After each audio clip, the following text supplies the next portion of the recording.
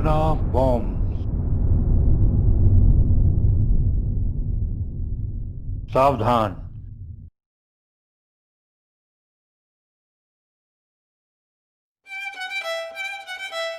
विश्व के महान विचारक और जाने माने अर्थशास्त्री थॉमस रॉबर्ट मालथस ने अपने सन 1798 में प्रकाशित मशहूर लेख मालथस थ्योरी ऑफ पॉपुलेशन में इस बात पर जोर दिया था कि आर्थिक और सामाजिक उन्नति के लिए फूड सप्लाई और जनसंख्या के बीच संतुलन होना बहुत जरूरी है। उनके मत के अनुसार बढ़ती हुई जनसंख्या और खाद्यान्नों में कमी से विश्व के विकास में घोर समस्याएं आ सकती हैं।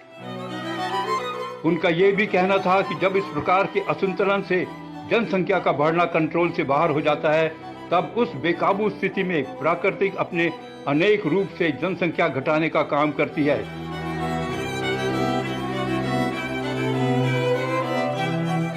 जिसमें प्राय सूखा, अकाल, महामारियां, भयंकर तूफान, भूचाल और फ्लड्स जनहानि का कारण बनते हैं और इसका साथ देते हैं महायुद्ध, जन क्रांतियां और सिविल वार्स इत्यादि।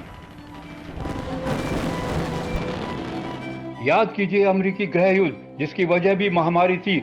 उसमें लगभग 7 से 8 लाख लोगों ने अपने प्राण गंवाए। ऐसे ही 1918 का स्पेनिश फ्लू, जिसमें मारे गए अमेरिकियों की संख्या प्रथम विश्व युद्ध में मारे गए सैनिकों से 6 गुनी अधिक थी।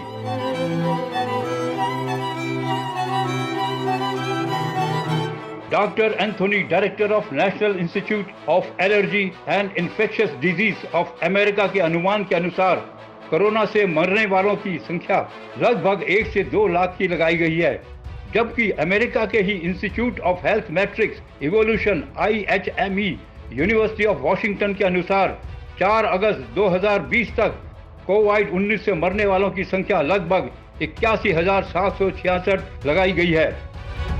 हालांकि ये केवल एक अनुमान है, क्योंकि कोरोना वायरस की लड़ाई एक अदृश्य दुश्मन से है, परंतु ये निश्चित है कि कोरोना युद्ध मृतकों की गिनती का एक इतिहास छोड़कर जाएगा। व्हाइट हाउस के इस अनुमान के तुरंत बाद प्रवेशकों ने आंकड़ों को तुलनात्मक रूप दिया और टिप्पणी की कि यह अनुमान वियतनाम में मारे गए कुल अमेरिकी सैनिकों की गिनती, जो लगभग 60,000 की थी, कोरोना महामारी उससे कहीं अधिक अमेरिकियों के प्राण ले लेगी। कोरोना की वजह से सारे विश्व में आर्थिक संकट की सीमाएं अनुमानों को पार कर चुकी हैं।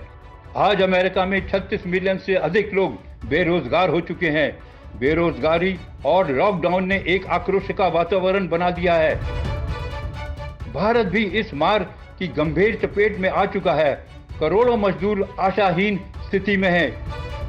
सब प्रकार की औद्योगिक गतिविधियों में सन्नाटा है। सरकार की 20 लाख करोड़ की सहायता का ऐलान कब फलित होगा, ये समय ही बताएगा। इंटरनेशनल लेबर ऑर्गेनाइजेशन ने बिलो पॉवर्टी लाइन के देशों के मजदूरों को 70 रुपए प्रतिदिन हर्जाने के रूप में दिए जाने की पेशकश की है। क्या ये हमारे देश में संभव है? एक बड़ा सवाल है।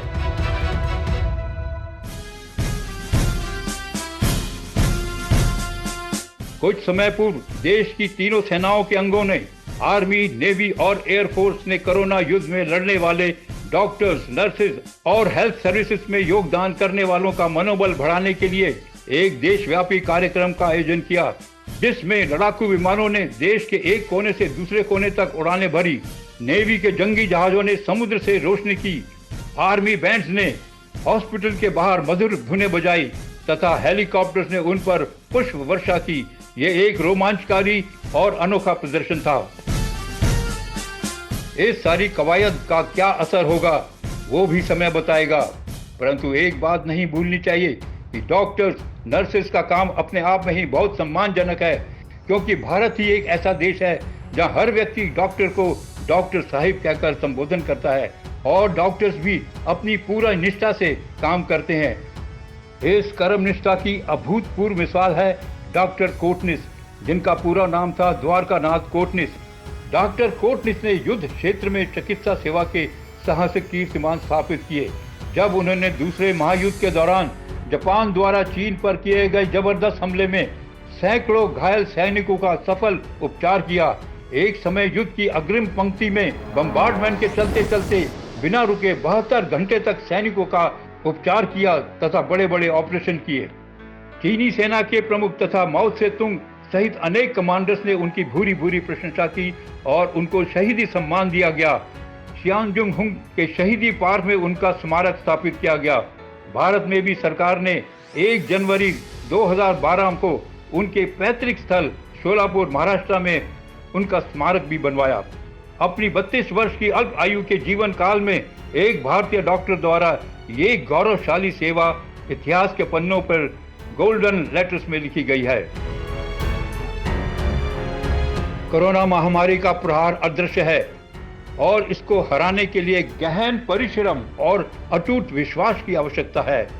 इस प्रयास में भारतवासी अपने अपने उन सब देवी देवताओं से सफलता के लिए प्रार्थना करते हैं, परंतु भगवान कृष्ण तो अपने गीता उपदेश में ये आश्वासन देते हैं और ये कहते हैं, यदा यदा हि धर्मस्य ग्लानिर्भवति भारत अप्युत्थानम् अधर्मस्य तदात्मानं सृजाम्यहम् परित्राणाय साधूनां विनाशाय च दुष्कृतां धर्म संस्थापनार्थाय संभवामि युगे युगे।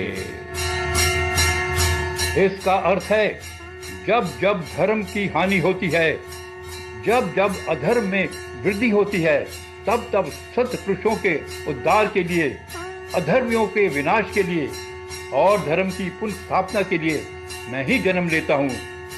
ये प्रत्येक युग में होता आया है और आगे भी होगा। हम भी यही कामना करते हैं कि कोई न कोई दिव्य शक्ति इस आपदा से मनुष्य जाति और घोर विनाश को रोके और विश्व को इस संकट से जल्दी राहत मिले।